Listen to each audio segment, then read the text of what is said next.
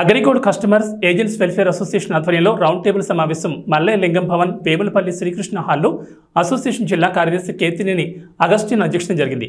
ఈ సందర్భంగా రాష్ట్ర ముఖ్యమంత్రి జగన్మోహన్ రెడ్డి మరణించిన బాధిత కుటుంబాలకు 10 లక్షల ఎస్ట్రేషియా పోరాలో పెట్టి ఇంటికి పంపుతానని చెప్పి 5 సంవత్సరాలు నిండిందని, ఒక్కరికి కూడా 10 లక్షలు కాదు కదా 5 లక్షలు కూడా ఇవ్వలేదన్నారు। ఈ కార్యక్రమంలో సిపిఐ నాయకులు పాల్గొన్నారు। రాష్ట్ర ముఖ్యమంత్రి గారితో గత 5 సంవత్సరాల అనుభవం నేపథ్యంలో చనిపోయిన బాధితులకి 10 లక్షల ఎక్స్‌గ్రేషియాని పోలలో పెట్టి ఇంటికి పంపిస్తానని చెప్పి ఆయన చెప్పారు। మరి ఇంతవరకు వారికి పూలు దొరకలేదు, మరి అది పంపిణీ చేయలేదు। ఈ నేపథ్యంలో అగ్రిగోల్డ్ బాధితులు ఇక్కడ వరుసని మృతి చెందిన అగ్రిగోల్డ్ బాధిత కుటుంబాల మహిళా సోదరీమణులు వచ్చున్నారు। వారు ఈ పూలని జగన్మోహన్ రెడ్డి గారి క్యాంప్ ఆఫీస్ తాడేపల్లి పంపడానికి ఏర్పాటు చేశారు। 2017 మార్చి 23 ప్రతిపక్ష నాయకునిగా దీక్షా శిబిరానికి వచ్చి చంద్రబాబు గారు 3 లక్షలు అన్నాడు।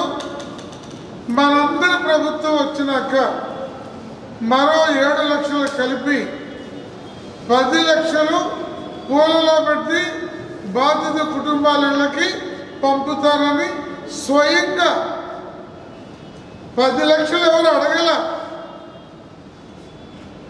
చంద్రబాబు నాయుడు గారు 5 లక్షలు ఇచ్చారు 142 మందికి, ఈయన 10 లక్షలు ఇస్తారని చెప్పి ఒక్క కుటుంబానికి 5 సంవత్సరాల కాలంగా ఇవ్వలేదు।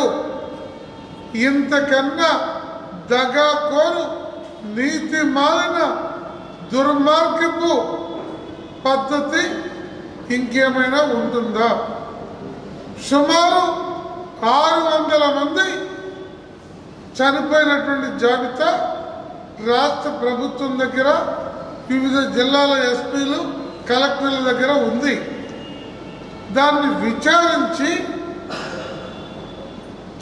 ఎలిజిబుల్ అర్హత కలిగిన వాళ్ళు 400 450 మందో తేలితే 150 మందికి చంద్రబాబు గారు ఇచ్చిన దాంట్లో 5 లక్షల చొప్పున ఇవ్వాలి, అంటే 7.5 కోట్లు।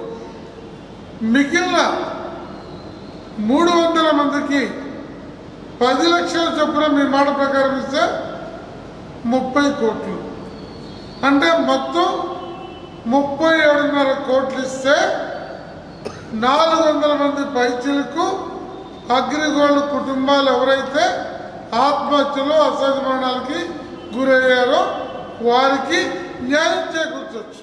పువ్వుల్లో పెట్టకపోయినా 10 లక్షల రూపాయల చొప్పున చనిపోయిన వాళ్ళకి కానీ మిగిలిన 14 లక్షల మందికి కానీ డబ్బు కనుక చెల్లించకపోతే జగన్మోహన్ రెడ్డి ఖచ్చితంగా కుర్చీ కూలిపోవడం ఖాయమని హెచ్చరిస్తా ఉన్నాం।